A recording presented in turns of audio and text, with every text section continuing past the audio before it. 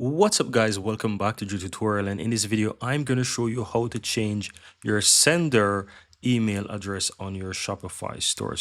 And you will also learn how to add other recipient email address so that you can receive those emails to other addresses as well. So let me show you how. Once you're inside, go to settings on the lower left hand side, and you want to look for the notification sections and click on that. So once you're on the notification, guys, right there at the top, it will show the email address your store used to send email notifications. So you want to go ahead and change this if you don't want the current one to be there. And so you can show a different email address from there, something more professional that you want to use, right?